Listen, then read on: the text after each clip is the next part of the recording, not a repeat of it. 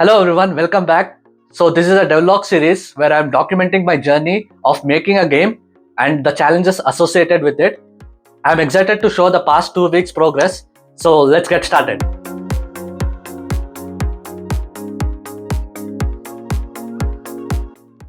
As you can see, I'm shooting at the void with no aim and no goal. In this video, it's all about what I did the past 2 weeks, mainly damage on an AI and the feedback I received from the AI. I also worked on gun pickup, which I do when I shoot down an enemy and then the enemy drops the gun and I pick it up.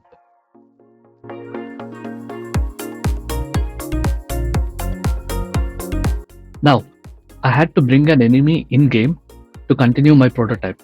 For enemy, I had default assets from my library which I reused. I set up the predefined animations and skeletons for the character.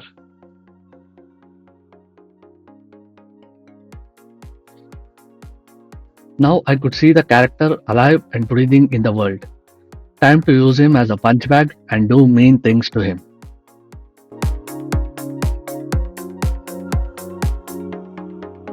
Before I start testing and implementing damage on the AI, I had to create a user widget which has a crosshair so that I know where I'm aiming at. I'm placing the crosshair right at the middle of the user widget. Great. Now I have a crosshair in game which shows where I'm aiming and looking at.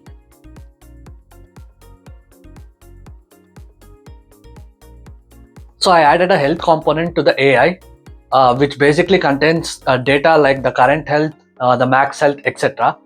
On adding this, from the player's point of view, when I shoot, a line trace will be emitted from the player, and once it hits a target, a damage will be done to the enemy.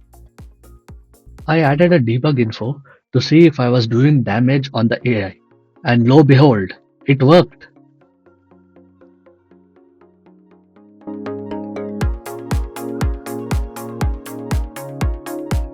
Next, I had to distinguish between a headshot and a body shot. The character bones already had info of head and other parts of the body, so this was a easy implementation. I added a method get multiplier damage number which does additional damage on the character based on the bone name. Let's see it in action. The body takes a damage of 30 and when I hit the head, it does a damage of 60, which is double to the original damage of a USP bullet. Now, I added a boolean check called instant kill on headshot. This will take away the complete health of the AI when damage is done and it instantly kills the character.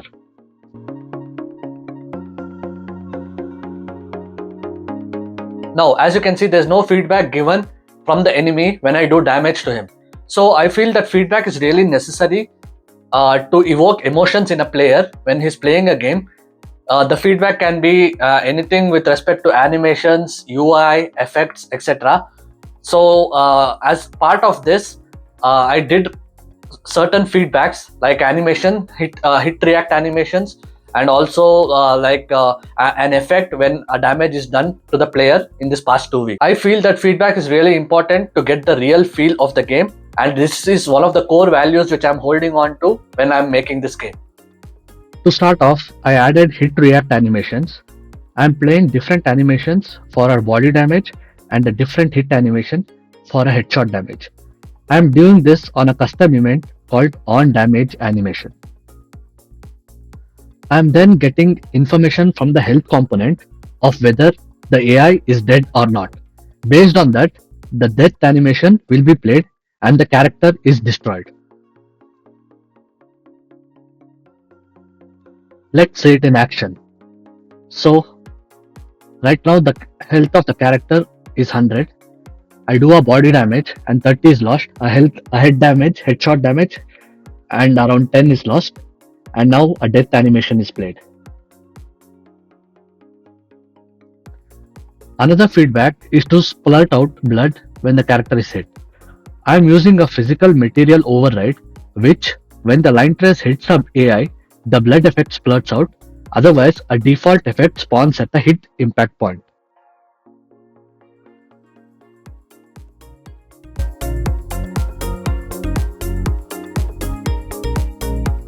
So I made a new pickup actor which will spawn when the enemy dies. This will contain the enum which spawns the gun according to the gun the enemy is holding. Now, when I kill the AI, the pickup actor is spawned, but it is being spawned on air. I had to check the boolean simulate physics on the mesh component which will let the gun fall on the ground. Next up was to find a feature to pick up the gun which has fallen on the ground. I tried using spear trace, but it didn't work out and was very inconsistent. So I had to use a collision component on the pickup actor and use get overlapping actors on the character to get the pickup actor reference.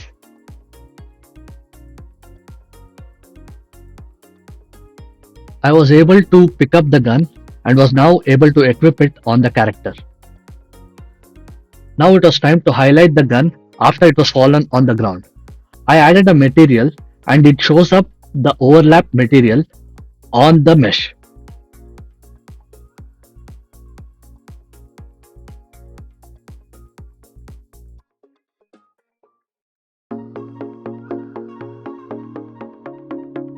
So everything was working fine and good, but the one thing which I observed was when I shoot an enemy, right, I spawn a gun, and then when I pick it up I destroy it. So there's a lot of spawning and destroying which is happening, and this might cause performance implications in the future. So to prevent this, I implemented a technique called object pooling technique.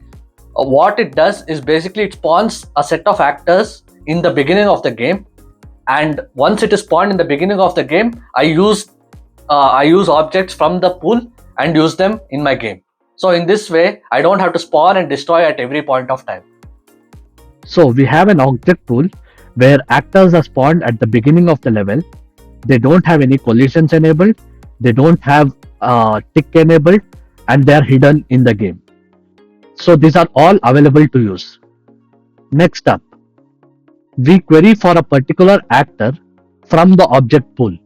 So the object pool checks if any of the actors are available and provides the first available actor to the person who has queried for it. This queried actor is then sent, and its available bool is set to false. It is made visible and it's collision enabled. You can do whatever operations you need to do on the actor, and once it's of no use, you return the particular actor back to the object pool after the actor is used. So once it returns back to the object pool, the actor is made available again and it can be used again. The problem with object pooling was the object was constantly falling on the ground because I had turned on simulate physics. I had to turn it off as a result. As simulate physics was turned off, when the gun was spawned, it was spawned on the air and it stays there as a result. This wasn't ideal. To change this behavior, I had to do a line trace below the gun and find the ground, which will place the gun on the ground.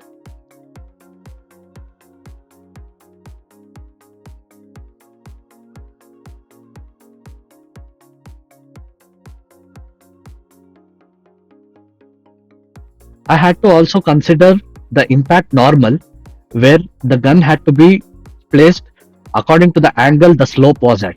So it covered both these results. So this is the final result. Thank you for watching the video. Please do subscribe to the channel if you are interested in following my journey of making a full-fledged game. Thanks a lot once again.